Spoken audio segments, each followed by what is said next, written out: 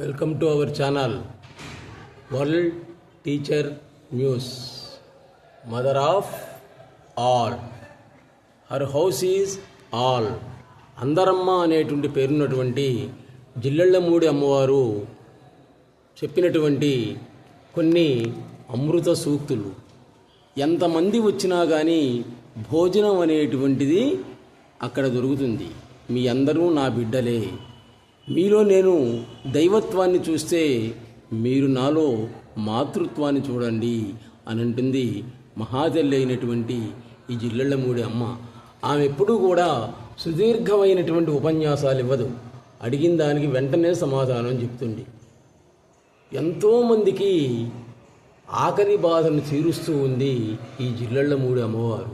ఆమె చెప్పినటువంటి కొన్ని అమృతోపమైనటువంటి సూక్తులని ఇప్పుడు మనం వింటూ ఉన్నాం. మీరు నా దగ్గర ఉన్నా లేకున్నా కానీ, మీ వయస్సు ఎంతైనా కానీ మీ అందరూ కూడా నా బిడ్డలే. నేను దేవతను కాను, మీకు అలా కనిపిస్తున్నాను. అమ్మనే, గురువును కూడా కాను. మీరు ఎక్కడున్నా కానీ చూస్తూనే ఉంటాను. మీరు మాత్రం ఇక్కడికి వచ్చి నన్ను చూస్తున్నారు. సర్వమత సమ్మతమే నా మతం. ఎవరిని చూసినా నా బిడ్డలే అనిపిస్తూ ఉంది. చివరకు గడ్డ కూడా బిడ్డే. ఈ కలిలో ఆకలి బాధ అనేటువంటిదే ఎక్కువ. కాబట్టి ఎవ్వరూ కూడా ఆకలితోటి బాధపడకూడదు. భారం వహించేటువంటి శక్తి ఎక్కడుందో అదే మాతృత్వం. మీ బాధలన్నీ నాకు వదిలి వేయండి, అన్నిటినీ కూడా నేను భరాయిస్తాను అంటుంది ఈ అమ్మవారు. తల్లి అంటే తొలి అని అర్థం. రూపం లేని రూపాన్ని ధరించడమే ఈ సృష్టి. అంతటా ఆయనే ఉన్నాడు కాబట్టే నీకు ప్రత్యేకంగా కనిపించటం అనేటువంటిది జరగటం లేదు. అన్ని బాధల కంటే ఆకలి బాధ ఎక్కువ. నీకున్నది తృప్తిగా తిని ఇతరులకు ఆధారంగా పెట్టుకో. లేని దానికోసం ఆశించితే దుఃఖం. ఉన్నది చాలు అనుకుంటే సుఖం. రూపమే పురుషుడు, లోని శక్తి అంతా కూడా స్త్రీయే. వైవాహిక జీవితంలో భార్యే భర్తకు దేవత, భర్త దేవుడు. సంకల్పమే సంసారం. సర్వాన్ని అనుభవిస్తూ సర్వాన్ని వదిలేయటమే వివాహం. అందరిలో మంచినే చూడు, అదే నీ యొక్క మంచితనం. నీ వృత్తి ఉద్యోగాలను నియమనిష్టతోటి ఆచరించు. ఆ ధర్మమే నిన్ను రక్షిస్తుంది. నేను అనేటువంటిదే గొప్ప మంత్రం. నేను, నేనైన నేను, అన్ని నేనులు కూడా నేనే అయి ఉన్నాను. నేను చూస్తున్నాను అనుకుంటే మానవత్వం. వాడే చేస్తున్నాడు అనుకుంటే దైవత్వం. మహాతత్వానికి మహత్యాలతోటి పని లేనే లేదు. తాను ఆకలితో ఉన్న బాధలు అనుభవిస్తున్న పిల్లల ఆకలి తీరుస్తూ పిల్లల సుఖశాంతులు కోరేది ఒక అమ్మే. ఆ అనే మంత్రానికి మించినటువంటి మంత్రం అనేటువంటిది లేనే లేదు. భగవంతుని నీవు నమ్మడం కాదు, నీ నమ్మకమే భగవంతుడు. అన్ని సమయాలలో నీకు దగ్గరగా ఉండేది ఆయనే. కష్టాలు, సుఖాలు, లాభాలు, నష్టాలు, జ్ఞానం, అజ్ఞానం నీకు అన్నీ ఇచ్చింది ఎవరు? ఆ ఒక్క భగవంతుడే. కాబట్టి ఆయన నీవు ఎటువంటి పరిస్థితుల్లో కూడా మరచిపోకూడదు. ఇంకా రీబర్త్, పునర్జన్మను గురించి ఏం చెప్తుందో చూడండి. ఈమె mother means beginning. We shall begin this issue with mother words. Convince me about the actuality of the rebirth. I don't need to believe. I don't agree just because you do. Prove it and them I will agree. ఏమంటుంది? పునర్జన్మ అనేటువంటిది లేనే లేదు. ఉంది అని ఎవరైనా కానీ నిరూపించినట్లయితే నేను నమ్ముతాను అంటుందన్నమాట. ఒక పురుగు ఎలా అయితే గడ్డి పరక మీద నుంచి ఇంకో గడ్డి పరక మీదకి మారుతూ ఉంటుందో అదేవిధంగా ఈ జన్మ శరీరం కూడా ఒక తల్లి గర్భం నుండి ఇంకో తల్లి గర్భంలోకి మారుతూ ఉంటుంది. అంతేగాని పునర్జన్మ అనేటువంటిది లేనే లేదు. every persons who said that the reincarnation means punarjanma does that take place have written on the other side that there is not any rebirth. We bestowed prarabdha in the first birth.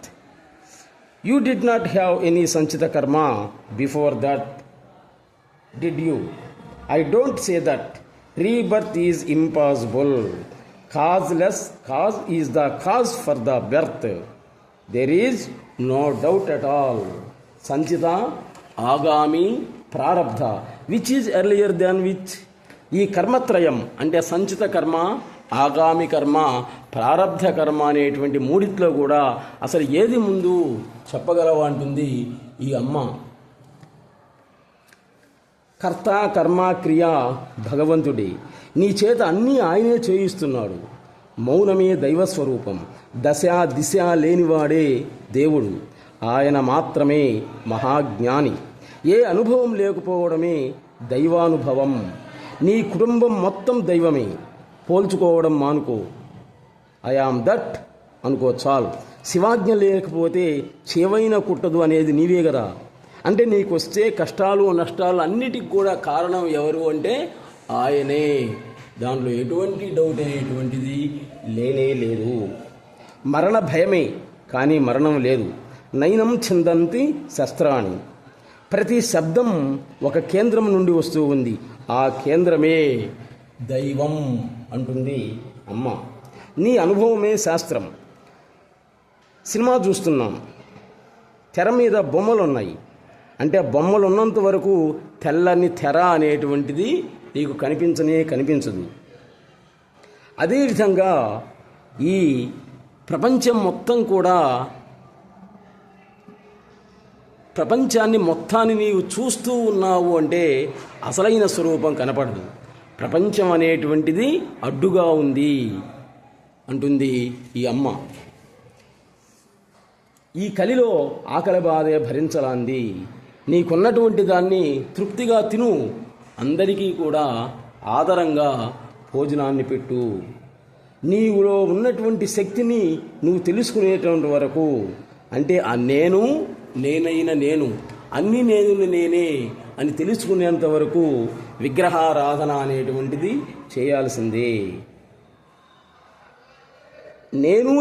నేను అని తెలుసుకున్నాడు కాబట్టే రమణుడు అరుణాచలేశ్వరుడయ్యాడు. మెలకువ వస్తేనే ఇది కళ అని తెలుస్తుంది. అంతే కదా. సాక్షాత్కారం అయితేనే అహం బ్రహ్మాస్మి అనేటువంటి తెలుస్తుంది. బంగారానికి అంటుకున్న మట్టి లాంటివే ఈ నామరూపాలన్నీ కూడా. అందరూ నా బిడ్డలే. చివరకు గడ్డ కూడా నాకు బిడ్డే. నేను మీలో దైవత్వాన్ని చూస్తున్నాను, మీరు నాలో మాతృత్వాన్ని చూడండి. నేను తల్లిని, మీరు నా బిడ్డలు. అంతే. అహమాదిశ్చ మధ్యం చ భూతానాం అంతయేవచ. భగవంతుని యొక్క అనుగ్రహం లేకుండా జీవుడు మాయాబంధ విముక్తిని పొందగలడా? పొందడం అనేటువంటిది జరగదు.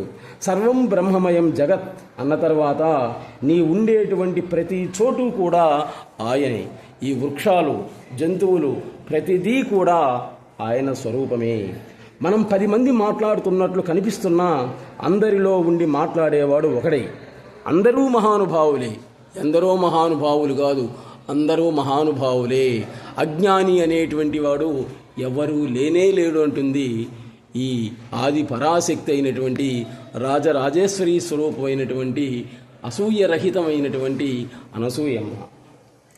దూరమైన కొలది పెరుగున అనురాగం అంటాం. భగవంతునికి భక్తునికి మధ్య దూరం పెరిగితేనే అనుగ్రహం అనేటువంటిది ఉంటుంది. ప్రార్థనలు పూజలు చేస్తున్నావు అంటే నీకు ఆయన దూరంగా ఉన్నట్లే. దగ్గరయ్యే కొద్దీ ఏ స్తోత్రాలు ఉండవు.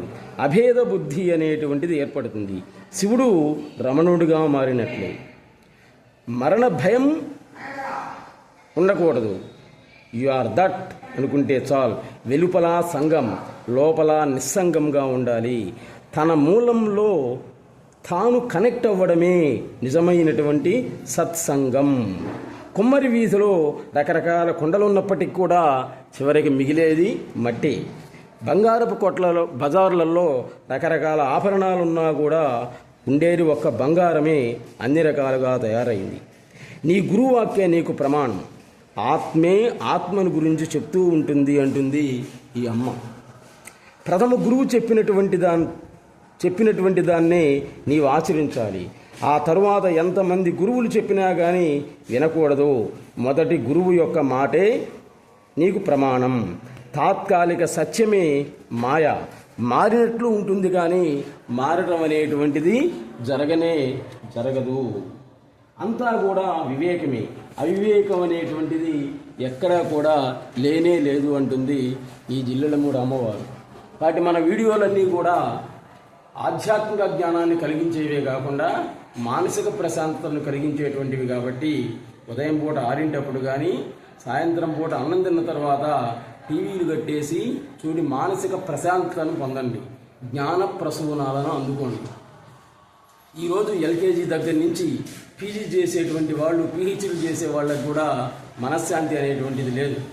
ఎంతో డబ్బు ఉంది, సుఖాలు ఉన్నాయి, కానీ మనశ్శాంతి లేక అల్లాడిపోతున్నారు. అటువంటి వాళ్ళందరికీ కూడా మానసిక ప్రశాంతతను కలిగించేటువంటివే ఈ జ్ఞాన ప్రసూనాలు. అందరూ ఒకసారి బాపట్ల దగ్గర ఉన్నటువంటి అమ్మ, mother of all, her house is all, ఆమెను దర్శించి అక్కడ మీరు భోజనం చేసి రండి. మీరు ₹1 కూడా కట్టాల్సినటువంటి అవసరం లేదు. మీ పిల్లల్ని అక్కడ కాలేజీల్లో, స్కూల్లో చేర్చినట్లయితే మీరు కూడా ₹1 కూడా ఫీజు చెల్లించాల్సినటువంటి అవసరం లేదన్నమాట. అక్కడ చదువుకున్నటువంటి పిల్లలు ఈరోజు మంచి మంచి పొజిషన్లో ఉన్నారు. ఐఏఎస్, ఐపీఎస్లు కూడా ఉన్నారన్నమాట. కాబట్టి పేదవాళ్ళు కానీ, మధ్యతరగతి వాళ్ళు కానీ, అంటే బయట ఫీజులు కట్టలేనటువంటి వాళ్ళు జిల్లెలమూడి అమ్మ మాతృశ్రీ ఓరియంటెడ్ కాలేజీలో పిల్లల్ని చేర్చండి. 10th క్లాస్ పాస్ అయితే చాలు, అక్కడ చేరొచ్చు అనమాట. ఇంతకుముందు 6th నుండి ఉంది, ఇప్పుడు 10th అయినటువంటి వాళ్ళనే ఇంటర్మీడియట్ నుండి పెట్టారు.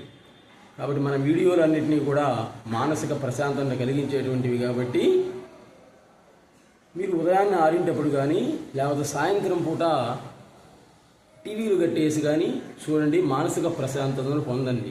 ఎదుటివాడికి ఇబ్బంది కలిగించకుండా ఉంటే చాలు, మనం మానవత్వాన్ని పొందినట్లే. Please subscribe our channel World Teacher News. నమస్తే.